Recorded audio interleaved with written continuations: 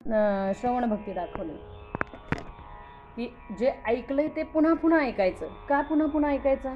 कारण ऐकलं असलं तरी बघा तेच तेच अवगुण आपण परत परत करतो. देहातले जे अवगुण आहेत ना, ते अवगुण आपण तेच तेच अवगुण परत परत करतो. म्हणून श्रवण तेच तेच पुन्हा पुन्हा करायचं. वरण भात रोज खातो की नाही? खातो ना. भाजी रोज बदलतो, पण वरण भात बदलतो का घरामध्ये? नाही बदलत, बरोबर ना. मग त्याचा कंटाळा येतो का आपल्याला? नाही. मग श्रवणाचा सुद्धा कंटाळा करता कामा नाही ना. श्रवणासारखे सार नाही हो सांगितले. म्हणून श्रवण भक्ती पहिली भक्ती दाखवली. ऐकलेची ऐकावे, पुन्हा पुन्हा ऐकावे. मग ती श्रवण भक्ती कोणी उत्तमाची केली? तर परीक्षित राजाने केली. 7 दिवसात उद्धरून गेला. मागच्या वेळेला आपण सांगितलेलं आहे की श्रवण भक्ती उत्तमाची कोणाची होती? तर परीक्षित राजाची होती. कीर्तन भक्ती उत्तमाची कोणाची होती? तर शुकदेवांची होती, की ज्यांनी परीक्षित राजांना 7 दिवसात काय भागवत कथा सांगून काय केलं? त्यांचा उद्धार केला. आणि श्रवण कीर्तन विष्णुस्मरण म्हणजे नामस्मरण. मग आता नामस्मरण उत्तमाचं कोणी केलं? तर भक्त प्रल्हादांनी केलं ना. किती नामस्मरण केलं की कशातही टाका आम्हाला, पण आम्ही काही नाव भगवंताचं सोडणार नाही ना. उकळत्या कढईत हत्तीच्या पायाखाली कड्यावरून लोटलं, त्या होलिका ह्याच्या तिच्या मांडीवर दिलं, पण नामस्मरण भगवंताचं सोडलं नाही. शेवटी कंटाळून वडिलांनी विचारलं की नारायण नारायण नारायण सारखा म्हणतो, ह्या खांबात आहे का तुझा नारायण? विचारलं ना वडिलांनी कंटाळून की सांग बरं, ह्या खांबात आहे का तुझा नारायण? मग हो म्हटल्यानंतर त्या खांबामध्ये भगवंताला यावं लागलं. हो म्हटल्यावर जे भक्त प्रल्हादांनी म्हणजे हाके सरसी उडी घालून बंध तोडी, म्हणजे हाक मारली ना भक्ताने. आता समजा कविताताईंनी अगदी मनात अंतरीच्या भक्तिभावाने जर का म्हटल्या की ह्या भिंतीत माझा देव आहे, तर भगवंताला त्यांच्यासाठी तिथे यायला लागणार आहे. म्हणजे आपण जिथे त्या एवढी भक्ती श्रेष्ठ पाहिजे की जिथं आपण त्या भगवंताला पाहू ना, तिथं त्याला प्रगट व्हायला पाहिजे. मग ज्या वेळेला विचारलं वडिलांनी की ह्या खांबामध्ये तुझा आहे का देव? हो म्हटले. आता खांबामध्ये भगवंताला कसं प्रगट व्हावं लागलं? कसं अवतार कसा घेतलाय? नरसिंहाचा अवतार घेतलाय. कारण त्या हिरण्यकश्यपूला वर कसा दिला होता? त्याला वाटलं मी अमर झालो. काय वाटलं त्याला? मी अमर झालो वाटलं त्याला वाटलं आता मला कुठंच मरण नाही. मला घरात मरण नाही, मला दारात मरण नाही, मला शस्त्राने मरण नाही, मला अस्त्राने मरण नाही, मला रात्री मरण नाही, मला दिवसा मरण नाही, मला आत मरण नाही, मला बाहेर मरण नाही, मला दिवसा मरण नाही, मला रात्री मरण नाही. म्हणजे त्याला असं वाटलं की आता मला मरणच नाही. मला कुठल्या मनुष्याच्या हाताने मरण नाही आणि मला देवाच्या हाताने मरण नाही. म्हणजे माणसाकडनंही मला मरण नाही आणि देवाकडनंही मरण नाही. मग दुसरा मला मारणारा कोण आहे? माणसाकडनंही मरण नाही आणि देवाकडनंही मरण नाही, म्हणजे आता मारणारा कोणी उरलाच नाही ना. म्हणजे मी अमर झालो. पण देवाने बरोबर त्याच्या एवढ्या सगळ्या अटीमध्ये त्याला पकडलाय. एवढ्या सगळ्या अटी आहेत बरं का, की रात्र नाही दिवस नाही, तिन्ही सांजेच्या वेळेला घेतला. आत नाही बाहेर नाही, उंबऱ्यावर घेतला. परत शस्त्रांनी नाही, अस्त्रांनी नाही, नख्यानी फाडलाय. देव नाही, मानव नाही, दानव पण नाही. त्याच्यासाठी वेगळा अवतार घ्यावा लागला, नरसिंह अवतार. अर्धा नराचा ना अर्धा सिंहाचा नरसिंह अवतार घ्यावा लागला. बरोबर ना. म्हणजे की जेवढ्या जेवढ्या अटी होत्या तेवढ्या सगळ्या अटींमध्ये त्याला पकडलाय. आणि कुठं मांडीवर घेतलाय, म्हणजे कुठं जमिनीवर पण नाही.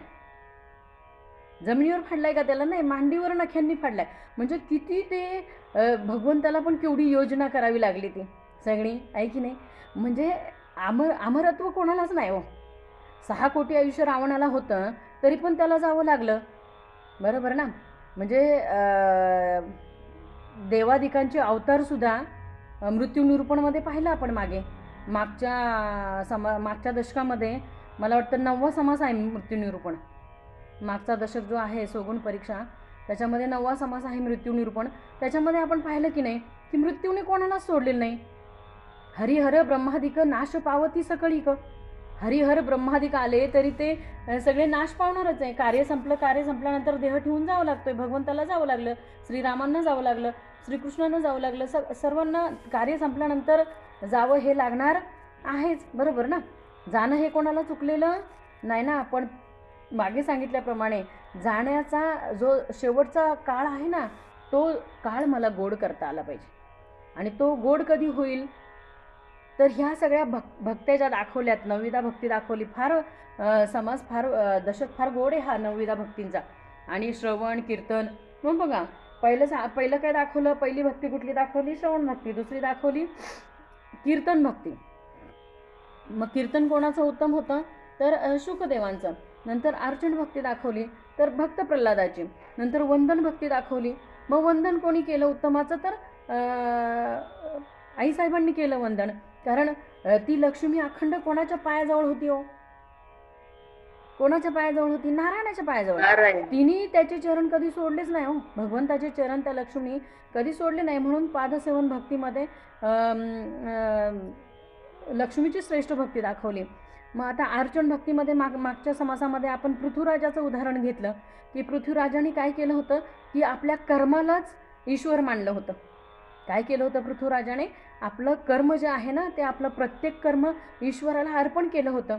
की जे काही मी कर्म करतो ते सगळं कर्म कोणाला अर्पण आहे? तर माझ्या ईश्वराला अर्पण.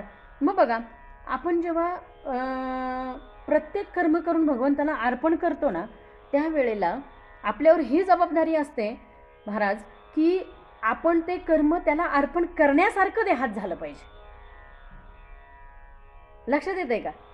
भगवंताला जर का आपल्याला कर्म अर्पण करायचं आहे, एखादं कर्म आपल्याला भगवंताला अर्पण करायचं आहे, तर ते अर्पण करण्यासाठी प्रत्येक कर्म आपण भगवंताला अर्पण करणार. मग भगवंताला अर्पण आपलं प्रत्येक कर्म आहे. सकाळी उठल्यापासून रात्री झोपेपर्यंत प्रत्येक कर्मामध्ये तो साक्षी आहे. प्रत्येक कर्म मला त्याला अर्पण करायचं आहे, तर ते कर्म पण माझ्याकडून तसंच घडलं पाहिजे ना. माझ्याकडनं खोटं बोलणं झालं तर मी ते भगवंताला अर्पण करू शकते का? माझ्याकडनं कोणाचं अंतकरण दुखवलं गेलं तर मी त्याला ते अर्पण करू शकते का? माझ्याकडनं बघा, नेहमी समर्थ सांगतात, दुसऱ्याच्या अंतरी लागेल धक्का ऐसी वर्तणूक करू नका. दुसऱ्याचं अंतकरण आपणावरून दुसऱ्याचं राखीत जावे. काय सुंदर आहे बघा संतांचे विचार. आपणापासूनही दुसऱ्याचं राखीत जावे. आपणास चिमुटा काढला. किती सुंदर समर्थ सांगतात. ओघाने आलंय म्हणून घेते. आपणास चिमुटा काढला, जीव कासावीस झाला, आपणापासून दुसऱ्याला राखीत जावे. आपल्याला स्वतःला दुसऱ्याला चिमटा काढणं आपल्याला सहज सोपं वाटतं. किती गंमत वाटते त्याच्यात, किती मजा वाटते एखाद्याला चिमटा घेणं. लहान बाळाला तर रडवायचं असेल तर, नाही की नाही, एखाद्या लहान बाळाला ते अंगणामध्ये खेळतंय किंवा आई का स्वयंपाक करते आणि ते बाळ घरामध्ये खेळतं इकडे तिकडे, आणि आपण जाऊन त्या बाळाला चिमटा काढला, तर दुसऱ्या वेळेला आपण जेव्हा तिथं जातो आणि ते बाळ आपल्याला बघतं ना, तेव्हा ते पहिलं आईकडे धावत जात असते. कारण त्याला आंतरिक कळतं हे अवगुणी आलं, म्हणजे आता हे मला रडवल्याशिवाय जाणार नाही. म्हणजे काय होतं माहिती आहे का, की आपण दुसऱ्याला दुखवणं आपल्याला सोपं वाटतं, पण त्या दुसऱ्याच्या जागेवर नेहमी आपण स्वतःला उभं केलं पाहिजे. आपणावरून दुसऱ्याला राखीत जावे, ही संतांची शिकवण आहे. मग बघा, मग आता कुठली भक्ती दाखवली? पृथ्वीराजाची ना. मग प्रत्येक कर्म हे ईश्वराला अर्पण करण्यासारखंच देहातनं घडलं पाहिजे. आणि ते आपलं निवेदन रोजचं भगवंताच्या चरणी पाहिजे. सकाळी उठल्यानंतर, भगवंता आजचा दिवस तुझ्या कृपेने उगवलेला आहे. जी काही दिवसभराची कर्म आहेत ती तू उत्तमाची या देहाकडून करून घे. तू करून घे, मी करणार नाही हो. मी म्हणशील तर तिथंच संपलं. आपण ज्या वेळेला मी म्हणतो की नाही, मी केलं, माझं आहे, मी केलं, माझं आहे, मी केलं, माझं आहे, त्यावेळेला आहे ना, मी माझं म्हटलं की तिथं अहंकार उभा राहतो. आणि आजची जी भक्ती आहे ना, वंदन भक्ती, तर या वंदन भक्तीमध्ये त्या अहंकारालाच आपल्याला काय करायचं आहे? त्या अहंकारावरच आपल्याला मात करायची. अहंकाराचा नखरा काय सोपं नाही हो. अहंकार नखरे उडविले, नेहून पाताळी बुडविले. तो एवढा अहंकार आपल्याला एवढा उडवतो की तो नेहून कुठे बुडवतो? पाताळी बुडविले, तेथून या सोडविले नवेचे पाणी. मग तिथून आपल्याला कोण सोडवणार आहे हो? म्हणून सोडवणारा एक भगवंत आहे. तो जर का मला सोडवणारा आहे, तो मला खात्री आहे की माझा भगवंत मला, बघा ह्याच्यामध्ये पण आहे बघा, काकड आरतीच्या अभंगामध्ये, उठा जागे व्हारे आता, स्मरण करा पंढरीनाथा, भावे चरणी ठेवा माथा, चुकवा व्यथा जन्माच्या, धनदारा पुत्रजन, बंधू सोय रे पिशून, सर्व मिथ्या हे जाणून, शरण रिघा देवासी. काय सांगितलंय की हे सगळं मिथ्या हे जाणून शरण रिघा देवासी ना. हे सगळं मिथ्या आहे हे जाणून मला अखंड काय करायचं आहे तर त्या भगवंताला शरण जाता आलं पाहिजे. शरण जाणे म्हणजेच वंदन भक्ती दाखवली. साष्टांग नमस्कार म्हणजे वंदन भक्ती दाखवली. आणि वंदन म्हणजे काय हो की आपण वंदन भक्ती कशासाठी श्रेष्ठ सांगितली की एखाद्याच्या चरणाशी वाकल्याशिवाय ह्या देहाचा म्हणजे देह कसा मनुष्य देह कसा ताहट आहे, ताहटकण्याचा आहे, बरोबर आहे की नाही. आपण एखाद्याला सहज बोलतो किती माणूस ताहट आहे हा, किंवा सहज बोलतो की नाही, किती म्हणजे किती ताहटपणा आहे याच्यामध्ये. पण हा जो सरळ माणूस आहे देह तर तो कुठेतरी झुकला पाहिजे, कुठेतरी वाकला पाहिजे, तरच त्याच्या देहातला अहंकार अभिमान काय होणार आहे तर कमी होणार आहे. आणि अहंकार कमी होण्यासाठी किंवा तुमची आमची जी मती आहे तुमची आमची जी मती आहे ना त्या मतीला त्या समोरच्या चरणाची गती प्राप्त होण्यासाठी आपल्याला प्रत्येक देहाच्या चरणाशी आपल्याला वागता आलं पाहिजे. भले एखादं अगदी जन्मलेलं बाळ आहे तरी पण त्याच्या चरणीसुद्धा आपल्याला झुकलं पाहिजे. त्याच्या चरणीसुद्धा आपल्याला त्याचंसुद्धा दर्शन आपल्याला घेता आलं पाहिजे. लहान मोठं इथे काही नाही. कारण बघा पंढरीच्या लोकांनाही अभिमान पाया पडे जन एकामेका. तिथं पंढरीच्या लोकांनाही अभिमान पाया पडे जन. प्रत्येक ठिकाणी माऊली माऊली माऊली माऊली म्हणजे काय की सर्व विश्वमय सगळं त्या भगवंताने भरलेलं आहे. अशी ज्या वेळेला आपली भावना होते की सर्वत्र माझा भगवंतच आहे आणि प्रत्येक देहाला नमस्कार करताना तो नमस्कार त्या देहाला नसून त्या देहाला त्या बाह्य अंगाला नसून त्या देहाच्या बाह्य अंगाला तो नमस्कार नसून तो नमस्कार त्याच्या अंतकरणातल्या ईश्वराला आहे. ही जाणीव जेव्हा मला होईल, ही जाणीव जेव्हा मला प्रत्यक्ष होईल की माझा नमस्कार त्या देहाच्या अंतरी असलेल्या भगवंताला आहे त्यावेळेला मला भगवंत सर्वत्र दिसणार आहे, बरोबर ना. म्हणजे प्रत्येक ठिकाणी मला भगवंत कधी दिसणार आहे की मी जर का त्याला तिथे पाहिला तर ना. मग आता आपण म्हणू की समोरचा देह अवगुणी आहे मग कसा त्याच्यामध्ये भगवंत पाहायचा, बरं का. आपल्या आयुष्यामध्ये असे भरपूर लोक येतात की जे आपल्याला न आवडणारे गोष्टी करतात किंवा आपलं अंतकरण दुखवतात किंवा असं बऱ्याचशा गोष्टी होतात. मग त्यावेळेला काय करायचं तर त्यावेळेला काय करायचं की त्या देहातले जे अवगुण आहेत ना ते अवगुण तेवढे बाजूला काढायचे आणि गुण तेवढे घ्यायचे, बरोबर ना. अवगुणी देहातले अवगुण आपण तिथंच सोडायचे, ते अवगुण घ्यायचेच नाही. आपण काय पाहायचं तर ते देहातले गुण तेवढे पाहता आले पाहिजे. प्रत्येक देह कोणी सर्व गुण संपन्न नाही हो, सर्व गुण संपन्न कोणीच नाही, मी पण नाही. माझ्यामध्ये सुद्धा काहीतरी अवगुण असणारच आहे, एखाद दुसरा काहीतरी अवगुण माझ्यामध्ये पण असणार आहे. पण माझ्या देहातला तुम्ही अवगुण घेण्यापेक्षा माझ्या देहातला जो गुण आहे ना तो तुम्ही घ्या ना, बरोबर ना. जाणूनी अवगुण जाणूनी त्यागाची करणे. तर अवगुण जाणलाय ना आपण मग तो तिथेच सोडून द्यायचा. मग काय सांगितलंय वंदन भक्तीमध्ये की चराचरी म्हणजे प्रत्येक ठिकाणी हा भगवंतच भरून उरलाय आणि ह्याचीच सगळी लीला ही भगवंताचीच आहे आणि ह्या भगवंताचाच सगळा खेळ चालू आहे. एकलाच नटे परोपरी एकलाच बहुदेहधरी. बघा, एकलाच बहुदेहधरी, हे भरपूर देह धारण करणारा तो एकटाच आहे. हे सगळे विश्वामध्ये सगळे किडा मुंगी मुंगीपासून ब्रह्मादिकापर्यंत 84 लक्ष योनीमध्ये 83,99,999 योनीमध्ये प्रत्येक ठिकाणी तो भगवंत त्याची लीला तोच प्रत्येक ठिकाणी भरून उरलेला आहे. मग आता ही भगवंताची सगळी लीला आहे, तो सर्वत्र जर का आहे, भगवंत सर्वत्र आहे, तर त्याच्या ह्या नाटकामध्ये मी पण एक पात्रच आहे ना. त्या भगवंताच्या ह्या नाटकामध्ये हे आता आपल्याला दिसतंय हे ब्रह्मांड, पिंड आणि ब्रह्मांड, पण अशी अनंत ब्रह्मांड आहेत. हे एकच ब्रह्मांड आहे का? अनंत ब्रह्मांडे उदरी हरी हा बाळक नंदा घरी, नवल केवडे केवडे नकळे कान्होबाचे कोडे. मग त्याचं कोडंही कोणाला कळणारच नाही. तो अनंत ब्रह्मांड भरून उरलेला आहे. मग आता हे एकच ब्रह्मांड नाही, बरोबर ना. असे अनंत ब्रह्मांड आहेत, अनंत सृष्टी आहेत. मग हे सगळं तो एकटाच नटलेला आहे. तर त्या सगळ्या त्याच्या नाटकामध्ये आपण एक पात्र आहोत. आपण एक काय आहोत पात्र आहोत हे एवढं जरी कळलं ना तरी झालं जन्माचं सार्थक. म्हणून काय सांगितलंय की बघा, वंदन भक्तीसाठी एक छोटंसं उदाहरण सांगते. मागच्या वेळेला आपल्याला मला वाटतं आपले अविनाश महाराज गोहाड त्यांनी पण सांगितलं होतं फार सुंदर. तर तेच उदाहरण मी पुन्हा एकदा सांगते, ऐकलेचे ऐकावे, पुन्हा पुन्हा ऐकावे. आणि बघा, ज्या वेळेला श्रीकृष्ण, सात्यकी आणि बलराम जेव्हा वनविहाराला गेलेले असतात तर त्यावेळेला त्यांना रात्र होते आणि त्यांना एका झाडाखाली विश्रांती घेण्याची वेळ येते त्यांच्यावर. मग त्यावेळेला त्यांच्या तिघांमध्ये असं ठरतं की 3 प्रहर एकाने पहारा द्यायचा. मग आता पहिला पहारा बलरामाने दिला. मग त्याच्या पहाऱ्यामध्ये एक राक्षस आला आणि त्या राक्षसाशी युद्ध केलं. तो राक्षस काय आवरेना, तो मोठा होत गेला तो राक्षस. मग शेवटी ह्याची वेळ संपली, बलरामाची वेळ संपली. मग सात्यकीची वेळ सुरू झाली. मग तो बलराम झोपला, सात्यकी उठला.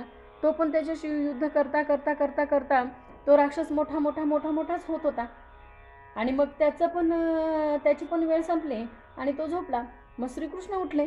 आता भगवान श्रीकृष्ण उठल्यानंतर तो राक्षस जे काही बोलायचा तर नम्रपणे तेवढं श्रीकृष्ण काय करायचे तर स्वतः नम्रता घेत होते की प्रत्येक वेळेला.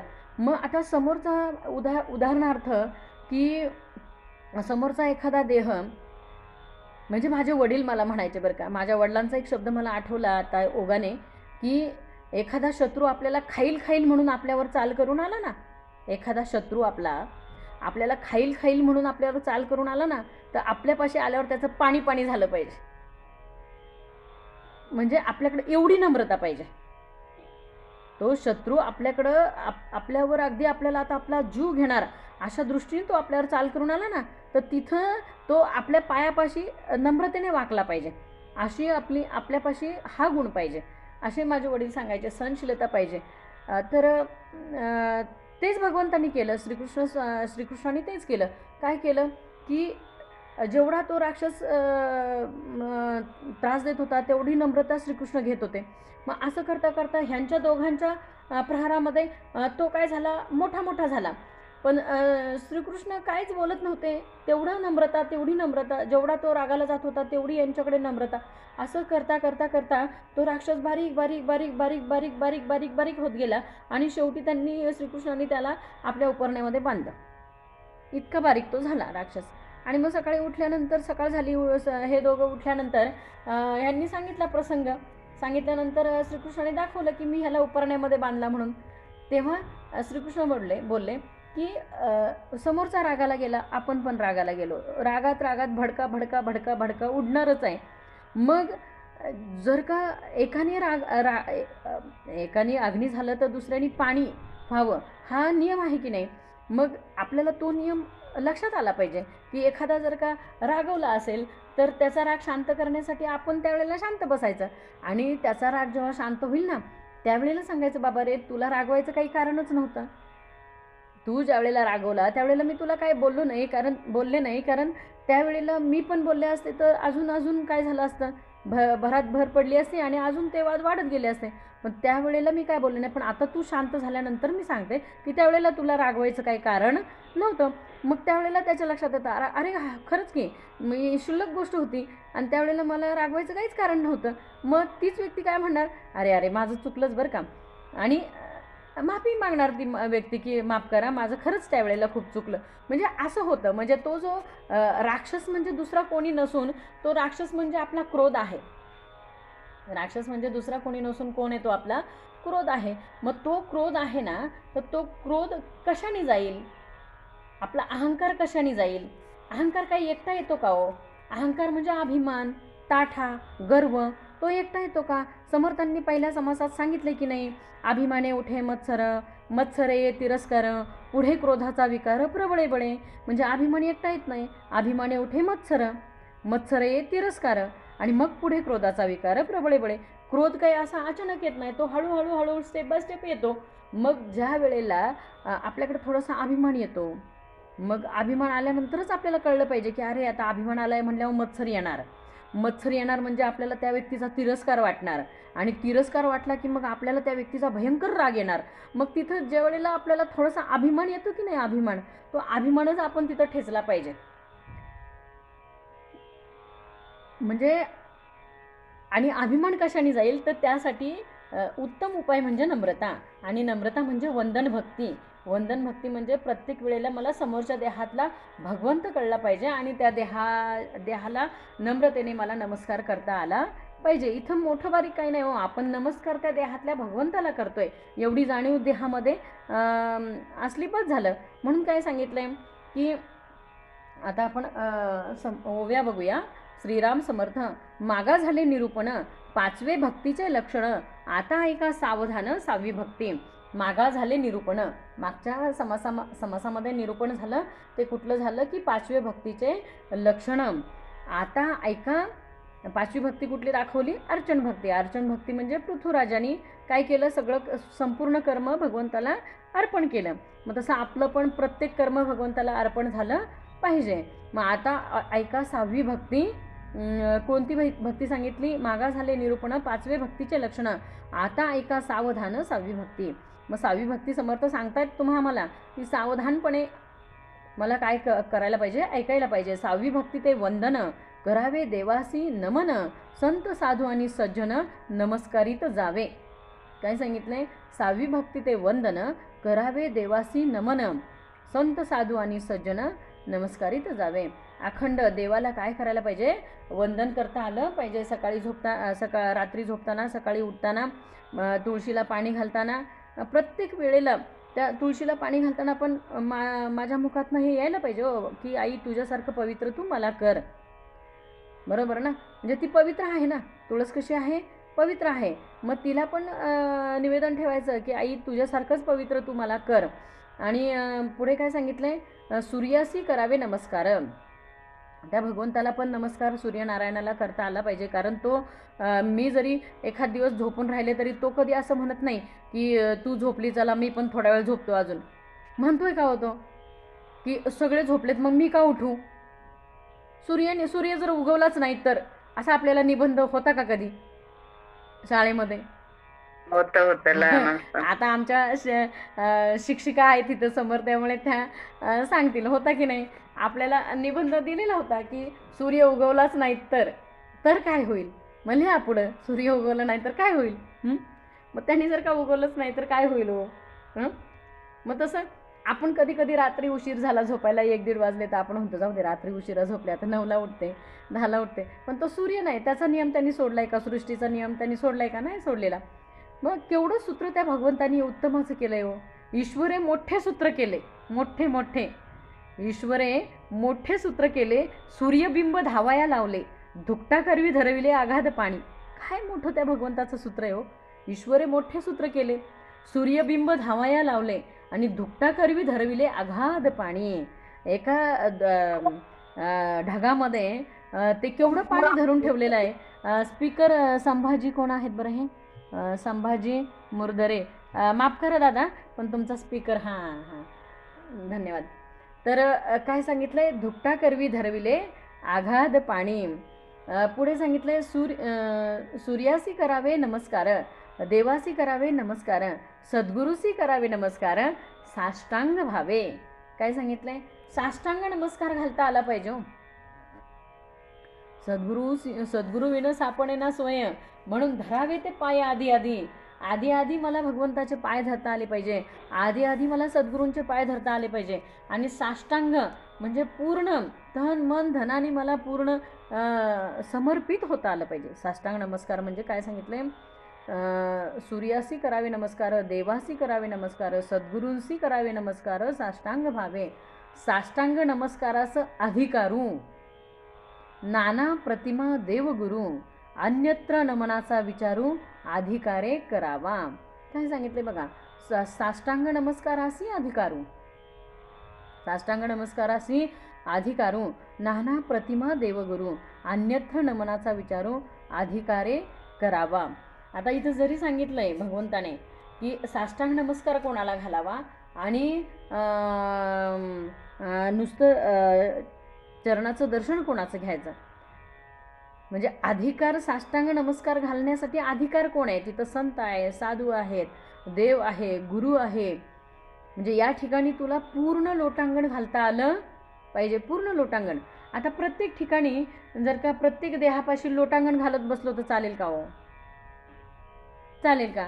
म्हणजे आता समजा आपण दिंडीमध्येच गेलो, उदाहरण, आपण दिंडीमध्ये गेलो तर दिंडीमध्ये एक 100-150 माणसं आहेत आणि प्रत्येक देहाला आपण जर का लोटांगण असं पूर्ण साष्टांग दंडवट प्रत्येक देहापुढे घालत बसलो तर आपलं कधी उरकणार बाकी सगळं?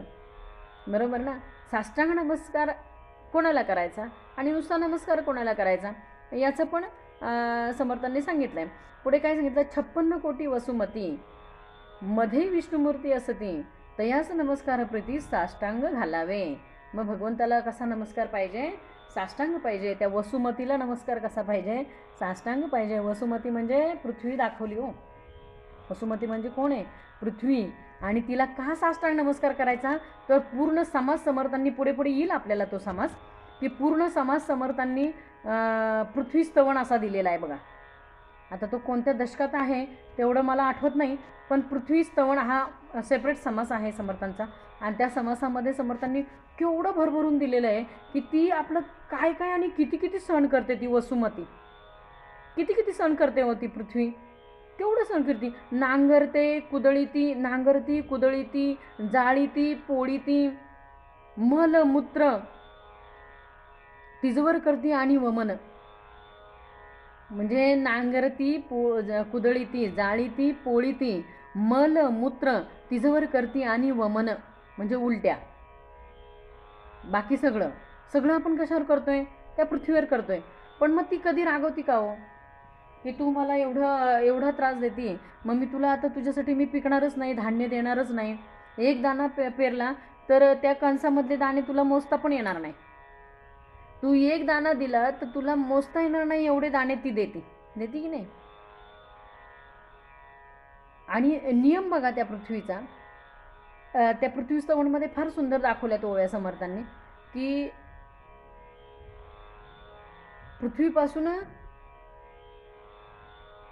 पृथ्वीपासून झाडे होती, नाना जिनस फापावती, वाळुनी कुजोनी मागुती पृथ्वीच होय. म्हणजे पृथ्वीपासून जे जे निर्माण होत आहे त्याचं पुन्हा काय होत आहे? पृथ्वीच होत आहे. आता आपल्या देहाची पण काय होणार आहे? मातीच होणार आहे. म्हणजे जे जे काही निर्माण झालं ते पुढे काय होतं आहे? त्याची परत मातीच होती. नाना धान्याची नाना अन्न, मनुष्य करती भोजन, नाना विष्टा नाना वमन पृथ्वीच होय. म्हणजे जे जे पृथ्वीपासून निर्माण होते त्याची परत काय होते? मातीच होते. एवढं सुंदर तो पृथ्वी स्तवन आहे समास. पुढे पुढे येईल आपल्याला. म्हणून पुढे काय सांगितलंय? 56 कोटी वसुमती मध्ये विष्णुमूर्ती असती तयास नमस्कार प्रीती साष्टांगे घालावे. पशुपती श्रीपती आणि गबस्ती. गबस्ती म्हणजे सूर्य. पशुपती श्रीपती आणि गबस्ती यांचे दर्शने दोष जाती. तैसाची नमावा मारुती नित्य नेमे विशेष. काय सांगितलंय? मारुतीला सुद्धा नित्यनेमाने विशेष नमस्कार करता आला पाहिजे. म्हणून भीमरूपी स्तोत्र आहे ना, दिवसातनं एकदा तरी म्हणायला पाहिजे.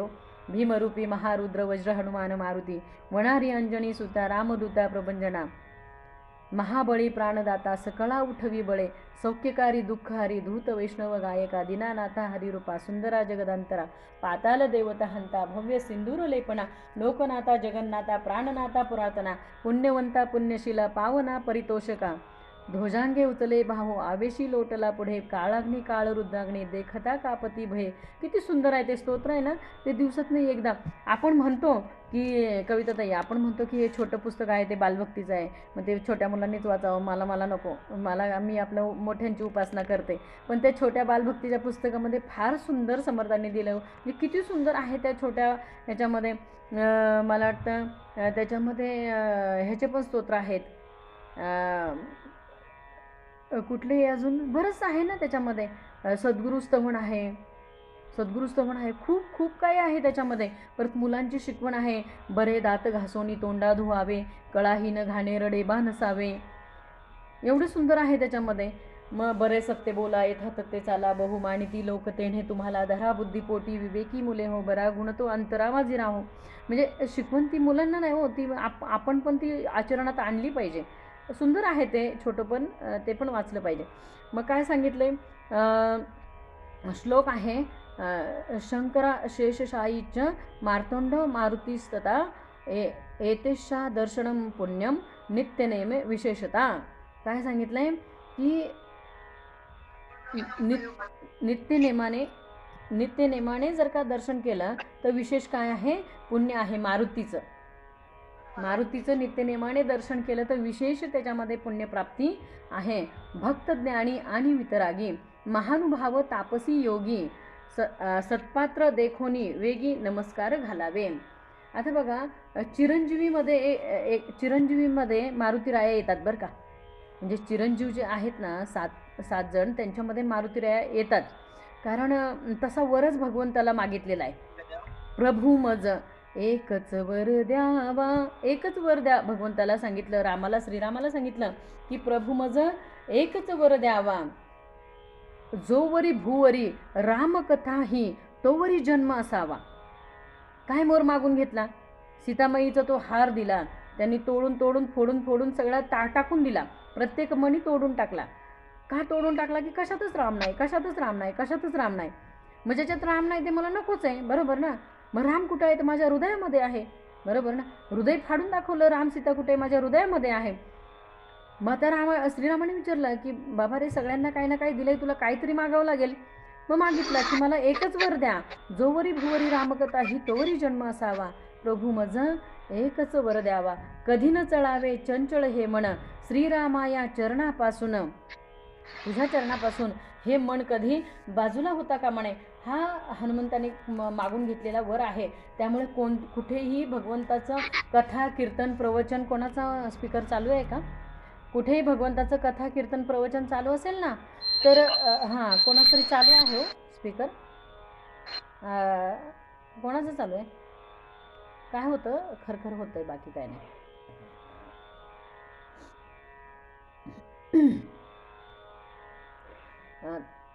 कथा कीर्तन प्रवचन कुठेही चालू असेल ना, तरी हनुमंतासाठी आसन घातलेलं असतंय साईडला. कारण तिथे हनुमंत येऊन त्या आसनावर विराजमान होतात.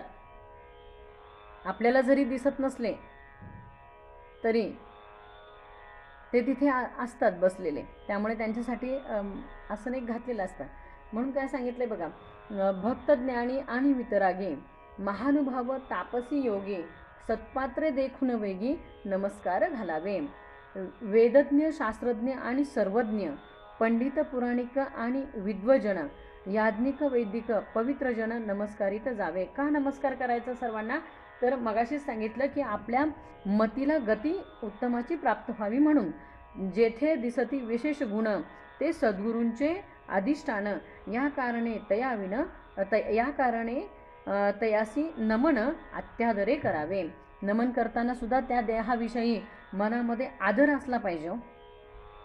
कोणत्याही देहाला ज्या वेळेला आपण नमस्कार करतो ना, त्यावेळेला त्या देहाविषयी आपल्या मनामध्ये आदर असला पाहिजे. नाहीतर नमस्कार करायचा आणि मनामध्ये काहीतरी आपण दराचं बोलायचं, ते योग्य नाही. पुढे काय सांगितलं, गणेश शारदा नाना शक्ती, हरिहरांच्या अवतार वृत्ती, नाना देव सांगो किती पृथकाकारे, सर्व देवांस नमस्कारिले, ते एका देवास पावले, यधर्ती एक वचन बोलिले आहे ते ऐका. काय सांगितलंय? सगळ्या देवांना नमस्कार केला ना, तर तो एका भगवंताला पावतो. अगदी आईवडिलांना नमस्कार केला रोज नित्यनेमाने, तरी तो भगवंताला पावतो. पतीला नमस्कार केला नित्यनेमाने, तरी तो भगवंताला पावतो. म्हणजे हसल्या बघा कविताताई, पती म्हणलं की हसू आलं की नाही लगेच, तरी तो भगवंताला पावतो. म्हणून त्यासाठी एक श्लोक दिलाय छान, आकाशातम पतितम तोयम यथा गच्छती सागरम, सर्व देवम नमस्कारम केशवम प्रति गच्छती. बरोबर ना? आकाशातम पतितम तोयम यथा गच्छती सागरम, सर्व देव नमस्कारम केशवम प्रति गच्छती. प्रत्येक नमस्कार हा भगवंताला पोचतो. त्यामुळे भगवंताची बघा, ज्या वेळेला आईवडिलांची भक्ती करतो ना, त्यावेळेला वेगळी भगवंताची भक्ती काही करायची आवश्यकता नाही. ती भक्ती भगवंताला पोचली पण तुम्ही जर का आईवडिलांना वृद्धाश्रमामध्ये नेऊन ठेवलं आणि वारकऱ्यांना घरात जेव घातलं तर ते तुम्हाला प्राप्त होणार नाही, 100% नाही होणार. त्याच्यातला 1% सुद्धा होणार नाही की तुम्ही आईवडिलांना वृद्धाश्रमामध्ये ठेवलंय, त्यांना साधं तुम्ही मुखदर्शन पण तुमचं देत नाही. आईवडिलांची अपेक्षा काय असते की माझ्या मुलाचं मला तोंड पाहायला मिळावं. अहो कितीतरी आईवडील असे माझ्या लेकराचं मला तोंड पाहायला मिळावं म्हणून तडफडून शेवटी जीव सोडतात. असे कितीतरी आईवडील आहेत. आणि तरी गेल्यानंतर जेव्हा त्या मुलांना सांगितलं जातं की तुमची आई गेलेली आहे, तर त्यावेळेला ती मुलं म्हणतात की जो काही खर्च आहे तो आम्ही तुम्हाला पाठवतो, जे काही पुढचे विधी आहेत ते तुम्हीच करून घ्या. बरोबर ना?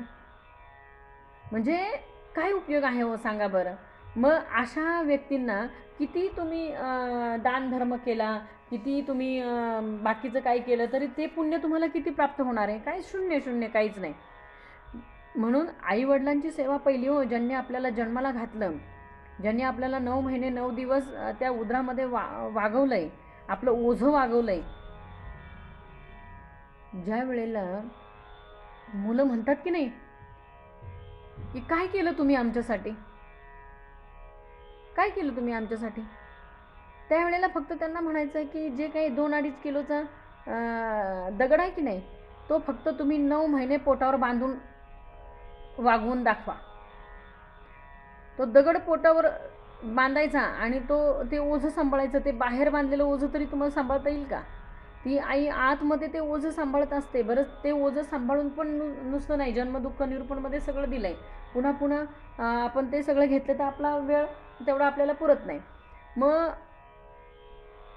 त्या मुलाला जन्माला घालायच्या वेळेला त्या वेदना ज्या आहेत त्या काही कमी आहेत का हो? आता आपण म्हणतो की सोपं झालंय, अगदी काही त्रास नाही हो, सिझरने आल्हाद बाळाला बाहेर काढता येते. बरोबर आहे ना, पण सिझर करणं तरी सोपं आहे का? एवढं स्वतःचं पोट फाडून घ्यायचं आहे आणि पुढे त्याचा किती त्रास सहन करायचा आहे. उठता येत नाही, बसता येत नाही, एवढे टाके दुखतात, एवढा त्रास होतो, एवढा भयंकर त्रास होतो. मग एवढा त्रास त्या आईने त्या लेकरासाठी, म्हणजे इतका त्रास होतो त्या आईला, माऊलीला इतका त्रास होतो. काहीच सोपं नाही आहे ना, सिझर सोपं आहे ना काय सोपं आहे. मग एवढा त्रास त्या माऊलीला होतो की ती फक्त तो सगळा त्रास आहे ना त्या बाळाकडे बघून ती विसरलेली असते. एक त्या बाळाचा चेहरा बघून आहे ना ती पूर्ण आपल्या वेदना विसरलेली असते. मग एवढं जर का आईवडिलांनी आपल्यासाठी केलेलं आहे तर मग त्या आईवडिलांना आपण कुठे नेऊन ठेवतो? वृद्धाश्रमात ना. का तर आम्हाला घरात सांभाळायला जमत नाही ना. भयंकर अवस्था आहे हो ही. मग अशा ह्याच्यामध्ये जर का तुम्ही आईवडिलांची सेवा करत नसाल आणि तुम्ही इतर ठिकाणी दानधर्म करत असाल तर त्याचा काडीचाही उपयोग होणार नाही. म्हणून काय सांगितलंय पुढे 1 मिनिटात आई. हां, हे शंकर महाराज कोण आहे ते जेवण करते ते व्हिडिओ चालू आहे, त्यांना बंद करा तुमचा व्हिडिओ. बरं मी करते. मी नेहमी सांगते बरं का सर्वांना की जेवण करत असू आपण किंवा आपण कॉटवर झोपलेलो असू किंवा आपण घरातल्या कपड्यांवर असू तर आपला व्हिडिओ बंद ठेवला पाहिजे. तर ह्या गोष्टी पुन्हा सांगायला म्हणजे लावणं हे चुकीचं आहे खरं तर.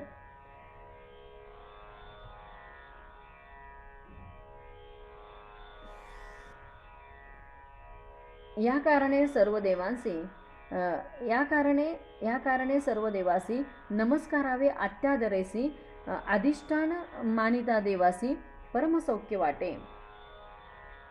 काय सांगितलंय की भगवंताला वंदन भक्ती अतिप्रिय आहे. जशी नामस्मरण भक्ती भगवंताला प्रिय आहे ना, तशी वंदन भक्ती भगवंताला काय आहे? प्रिय आहे. मग वंदन भक्ती कोणी केली हो? वंदन भक्ती कोणी केली? तर वंदन भक्ती कोणी केली कोण सांगेल मला? मागच्या वेळेस पण सांगितलं होतं. वंदन कोणाच्या लक्षात आहे? वंदन भक्ती कोणी केली उत्तमाची? जसं आपण श्रवण भक्ती कोणी केली? पुन्हा उजळणी घेऊ. श्रवण भक्ती कोणी केली? परीक्षित राजाने.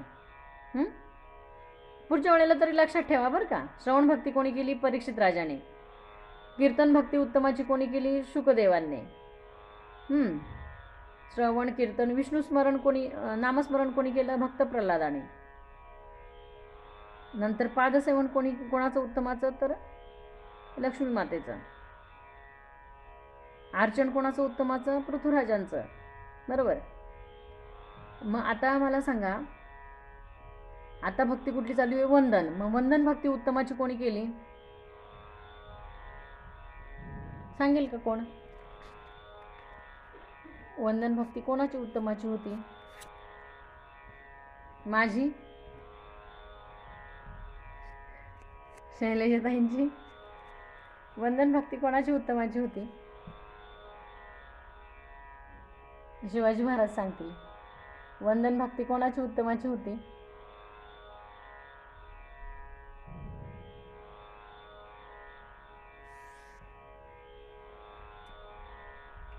अक्रूराची. कोणाची? वंदन भक्ती उत्तमाची कोणी केली? अक्रूरांनी केली. मग ते श्रीकृष्णांचे कोण होते हो? मला वाटतं चुलते. हां, वडिलांचे चुलत भाऊ, जे वसुदेवांचे कोण होते? ते चुलत भाऊ होते अक्रूर. आणि राहत होते कुठं? तर कंसाच्या राज्यामध्ये राहत होते. आणि भक्ती कोणाची करत होते? वंदन भक्ती श्रीकृष्णाची. अतिशय भगवंतावर अतिशय प्रेम. मग हे कंसाला माहीत होतं की आता हा श्रीकृष्ण हा आपल्याला मारणार. मग आधीच त्याला मारायचं आहे. मग त्याला आता बोलवायचं आहे आपल्याकडे श्रीकृष्णाला बोलवायचं आहे. तर मग त्याचा जो भक्त आहे त्याच्याकरवेच बोलवला तर तो येईल ना. दुसरं कोणी पाठवलं तर तो येणार नाही. म्हणून अक्रूरालाच पाठवलं गेलं भगवंताला आणण्यासाठी. आणि अक्रूर जेव्हा गेले भगवंताला श्रीकृष्णाला आणायला, तेव्हा येताना यमुनेच्या काठेवर ते स्नानासाठी सगळे थांबले.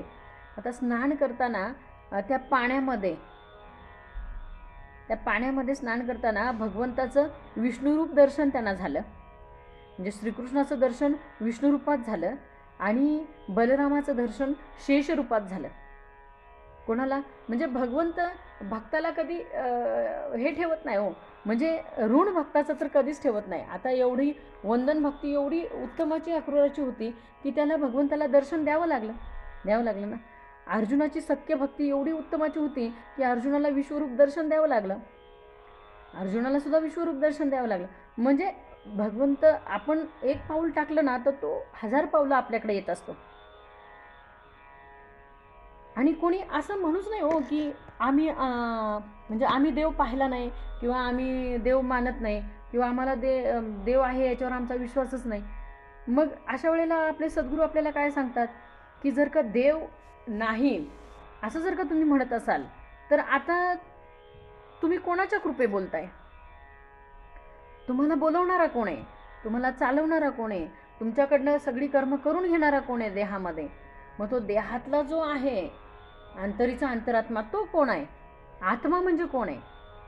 मग हा भगवंताचाच अंश रूपाने प्रत्येक देहामध्ये तो काय झालाय? अंश रूपाने आहे. मग अशीच मी सांगितलं एकलाच बहुदेहधरी. प्रत्येकाच्या देहामध्ये तो अंशाने आहे. मी नेहमीच सांगते की त्या शंकराच्या पिंडीवर जाऊन आपण ग्लासभर दूध ओतलं तर तिथं काही तो शंकर पिणार नाही. ते दूध पिणार का? ते जाणार मोरी वाटा इकडं बाहेरच. मग तेच ग्लासभर दूध तुमचं नातू तुमच्या मागे पळत असतो तिथपर्यंत, अगं आजी मला दे ते दूध प्यायला, नाही म्हणते मला शंकराला नेऊन घालायचंय. शंकर प्रसन्न होईल का? नाही होणार. तो म्हणणार आधी तुझ्या घरामध्ये तो जो आत्मा आहे ना तो शांत कर आणि मग मला त्या दुधाच्या ऐवजी पाणी जरी माझ्या पिंडीवर ओतलं तरी मला अभिषेक प्राप्त झाला. आपण काय करावं आणि कुठे? म्हणजे अज्ञानामध्ये मनुष्यदेह केवढा अडकलेला असतो. या अज्ञानाची भक्ती करण्यापेक्षा काय सांगितलंय की ज्ञानातनं मला भक्ती करता आली पाहिजे. इकडे लाईट गेलेली आहे तरी मी तुम्हाला दिसते, मला कळतंय, दिसते ना? हां, लाईट गेली आणि रेंजचा प्रॉब्लेम मला वाटत नाही होईल, पण कदाचित होऊ शकतो. आणि आपली वेळ पण तशी आता संपतच आलेली आहे. पण आता मला ओव्या वाचायला थोडंसं अवघड जाईल, थोडंसं समजून घ्या. तर काय सांगायचं होतं मला की भक्ती ज्ञानातनं करता आली पाहिजे नेहमी. की आपल्याला काय केलं पाहिजे बाबा? खऱ्या देवाला ओळख. विवेकानंदांनी पण आपल्याला हेच सांगितलं की आपल्याला खऱ्या माणसातला तो भगवंत आपल्याला ओळखता आला पाहिजे. म्हणून पुढे काय सांगितलंय, एकच मिनटं, काहीतरी करता येईल.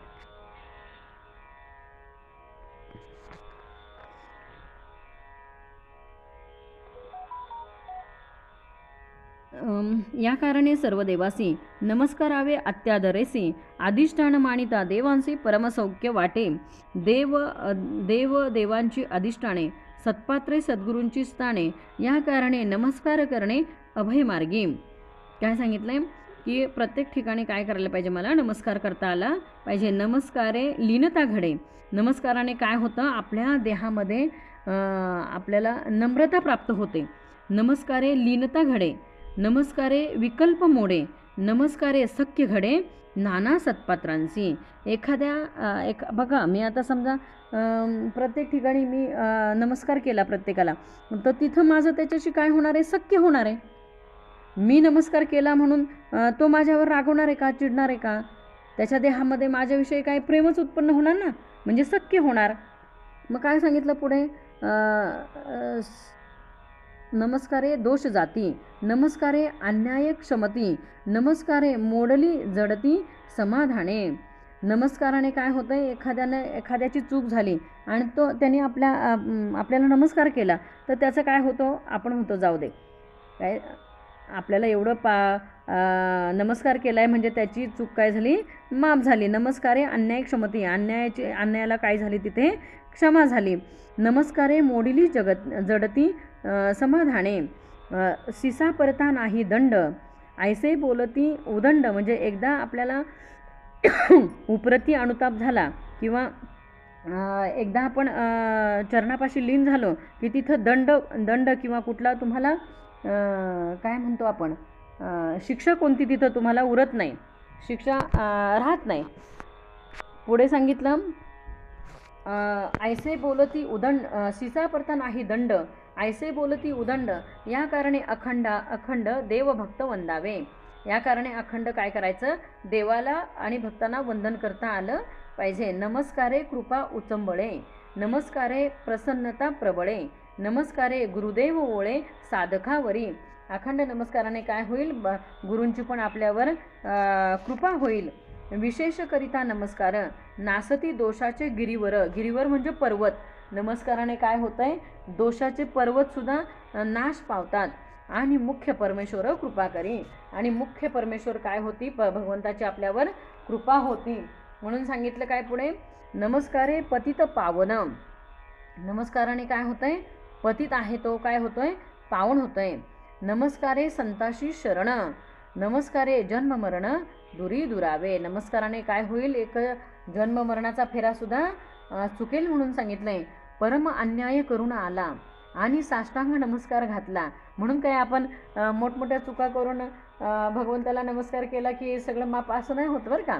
म्हणजे जाणून बुजून कोणत्या गोष्टी करून यायचं आणि मग भगवंताला नमस्कार करायचा आणि मग सगळं माफ होईल, असं नाही. आपल्याला पण एकदा विठ्ठल मात्रा घेतली म्हटल्यावर आपल्याला त्या पथ्यामध्ये राहता आलं पाहिजे किंवा ते पथ्य आपल्याला पाळता आले पाहिजे. पाळायचेच, कारण ते 72 रोगांवरचं औषध आहे आणि रोग बरा व्हावा असं वाटत असेल तर ते औषध आपल्याला, ती मात्रा आपल्याला नित्यनेमाने घेता आली पाहिजे. ही सुद्धा आपली मात्राच आहे. हे आपलं रोजचं प्रवचन रूपी सेवा जी 1 तासाची आहे की नाही, ही आपली विठ्ठल मात्रा आहे आणि ही बऱ्याच रोगांवरचं हे औषध आहे. काय होतं याच्यातनं, जे डोक्यातले नको ते विचार बाजूला होतात. किती काय काय असतो, बरोबर की नाही. केवढं म्हणजे खरं तर आहे ना, एक छोटासा दृष्टांत सांगते किंवा आलाय ओघात म्हणून. एका गुरूंच्या तिथे एक शिष्य जातो आणि ती जी काही तिजोरी असते त्या तिजोरीला मोठं कुलूप असतं आणि ती चावी तिथे पडलेली असते छोटी. मग तो शिष्य विचारतो की हे कुलूप एवढं मोठं आणि चावी एवढी छोटी कशी काय. तेव्हा ते गुरुजी सांगतात की कुलूप कितीही मोठं असलं काय तरी चावी कशी असते त्याची, छोटी असते नाही. कुलूप एवढं, मग चावी पण एवढी असते का हो, एवढ्या कुलपाला एवढीच चावी असते का. कुलूप एवढं असतं, चावी एवढीच असते की नाही? म्हणजे कुलूप एवढं असतं पण चावी छोटी असते, बरोबर ना? तसं आपल्या तुमच्या आमच्या जन्मापासून तर आत्तापर्यंत ज्या काही गोष्टी आपल्या आयुष्यात घडत गेल्या किंवा ज्या काही पुढे घडणार आहेत, नवीन काही बदल होणार आहेत किंवा ज्या काही घडल्या इथून मागे घडल्या, तर प्रत्येक गोष्ट म्हणजे आयुष्यातलं जे काही प्रत्येक कुलूप आहे, आयुष्यातलं जे प्रत्येक कुलूप आहे, न न उलगडणारं जे प्रत्येक कोडं आहे, प्रत्येक कुलूप आहे, तर त्याला एकच चावी आहे. आणि ती चावी म्हणजे काय? कुठली? ती चावी म्हणजे कुठली महाराज? स्वीकारा. ती चावी, आयुष्यातल्या प्रत्येक कुलपाची चावी कुठली आहे? स्वीकारा. प्रत्येक गोष्टीचा मला स्वीकार करता आला पाहिजे. स्वीकारा. दुःख आहे, स्वीकार. सुख आलं, स्वीकार. प्रत्येक गोष्ट देवा तुझ्या आज्ञेने. देव त्याला फक्त एवढंच म्हणायचं, भगवंता तू ठेवील तशी मी राहील, तू ठरव मला कसं ठेवायचं. म्हणजे प्रत्येक गोष्ट आपल्याला स्वीकारता आली पाहिजे. म्हणजे जीवनामध्ये कोणत्याही कुलपाची चावी एकच आहे, स्वीकारा. प्रत्येक गोष्टीचा मला स्वीकार करता आला पाहिजे, मग ती कशी असू दे, ती मला स्वीकारायची. स्वीकारा. म्हणून काय सांगितलंय? या कारणे नमस्कारा परते आणिक नाही अनुसरते, नमस्कारे प्राणी याते सद्बुद्धी लागे. नमस्काराने काय होतंय? सद्बुद्धी प्राप्त होते. म्हणून काय सांगितले? नमस्कार असं वेचावे न लगे, नमस्कार असं कष्टावे न लगे, नमस्कार असं काहीच न लगे उपकरणे सामुग्री. काय लागतं हो नमस्कार करायला? काय तिथं एखाद्याला नमस्कार करायचा, मग त्याला आधी हार घातला पाहिजे, मग त्याला शाल घातली पाहिजे, मग त्याला अजून काहीतरी दिलं पाहिजे, मग त्याला नमस्कार करायचा. आज काय लागतंय का एखाद्याला नमस्कार? आता आपण भजनामध्ये वगैरे जातो, आपण कीर्तनामध्ये जातो. आता ते महाराजांना ती पद्धत आहे की महाराजांना मध्ये एकदा हार घालायचा, ती पद्धत आहे. पण प्रत्येकाला नमस्कार करताना आपण ते करतो का? नाही. प्रत्येकाला नमस्कार करताना काही लागतं का? काहीच लागत नाही. म्हणून काय सांगितले? नमस्कार असं वेचावे न लगे, नमस्कार असं कष्टावे न लगे, नमस्कार असं काहीच न लगे उपकरण सामुग्री. काहीच लागत नाही. जसं नामस्मरणाला काहीच लागत नाही, तसं नमस्काराला पण काहीच लागत नाही. नमस्कारा ऐसे नाही सोपे, नमस्कार करावा अनन्य रूपे. अनन्य रूपे म्हटलंय इथं. अनन्य भावे पण घ्यायचं की माझा भाव कसा पाहिजे अंतरीचा, की अनन्य पाहिजे त्या देहाविषयी. त्या देहाविषयी मनामध्ये त्या देहाविषयी आढी असते, मनामध्ये त्या देहाविषयी द्वेष मत्सर असतो, मनामध्ये त्या देहाविषयी तिरस्कार असतो, आणि तरी आपण त्या देहाला नमस्कार करतो. तो नमस्कार त्या भगवंताला पोचणार नाही का? पोचेल? नाही पोचणार. म्हणून काय सांगितलंय? साधक भावे नमस्कार घाली. बघा पुढच्या ओळीतच दिलंय समर्थांनी, साधक भावे नमस्कार घाली. म्हणजे भाव कसा पाहिजे? तो शुद्ध पाहिजे. साधक भावे नमस्कार घाली, त्याची चिंता साधूस लागली. आपली चिंता भगवंताला कधी लागेल? तर मी माझा अंतकरणातला शुद्ध भावाने त्याला नमस्कार घातला तर माझी चिंता त्याला लागणार आहे. तुझी नको खेद करू कोणत्या गोष्टीचा, पती लक्ष्मीचा जाणत असेल. सगळी चिंता आपली कोणाला आहे? त्या भगवंताला आहे. मग आपल्याला काय करायचं? फक्त अंतकरणाच्या भावापासून त्याला नमस्कार घालता आला पाहिजे. साधक भावे नमस्कार घाली, त्याची चिंता साधूस लागली, सुगम पंथे नेऊन घाली जेथील तेथे. बघा केवढी सुंदर ओवी आहे. सुगम पंथे म्हणजे आपल्याला भगवंत कोणत्या पंथाला नेऊन घालतोय? सुगम पंथाला. म्हणजे आपलं सोहित आहे तिथे. या कारणे नमस्कार श्रेष्ठ, नमस्कारे ओळती वरिष्ठ, जेथे सांगितली स्पष्ट सावी भक्ती. येथे काय सांगितली स्पष्ट? सावी भक्ती. साव्या भक्तीने काय होतंय? या कारणे नमस्कार श्रेष्ठ, नमस्कारे ओळती वरिष्ठ, येथे सांगितली स्पष्ट सावी भक्ती. नमस्काराने काय दिसून येतं? की अंगातली नम्रता दिसून येते. म्हणून पुढे सांगितलंय, शेवटची ओळी परत एकदा घेते. नमस्कारे या कारणे नमस्कार श्रेष्ठ, नमस्कारे ओळती वरिष्ठ, येथे सांगितली स्पष्ट सावी भक्ती. इति श्री दासबोधे गुरु शिष्य संवादे वंदन भक्ती निरूपण नाम समास 6. जय जय रघुवीर समर्थ. आता विश्वात्मके देवे, येणे वाग्यज्ञ तोष हवे, तोषोणी मजद्यावे पसाय दान हे.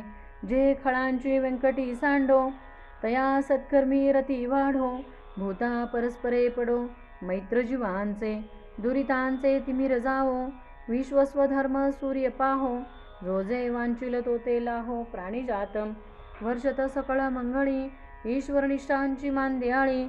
अनवर्त भूमंडळी भेटो तू तयाभूता, चला कल्पतरूचे आरव. चेतना चिंतामणीचे गाव, बोलती जे अर्णव पियुषांचे. चंद्रमेजे अलांछन, मार्तंडचे तापहीन. ते सर्वाही सदा सज्जन, सोयीरे होतू किंबहुना सर्व सुखी. पूर्ण होऊनी तिही लोकी, भजे जो आधी पुरखी अखंडित. आणि ग्रंथ उपजीविये, विशेषी लोकीये. दृष्टादृष्ट विजय होवा वेजी. एथ मने श्री विश्वेश्वरा हो, हा होईल दान पसाओ. येणेवरे ज्ञानदेव सुखिया झाला, येणेवरे ज्ञानदेव सुखिया झाला. पुंडलिक वरदार विठ्ठल श्री ज्ञानदेव तुकाराम. पंढरीनाथ भगवान की जय. माऊली ज्ञानेश्वर महाराज की जय. जगद्गुरु तुकाराम महाराज की जय. सब संतन की जय. जय जय रघुवीर समर्थ. रामकृष्ण हरी.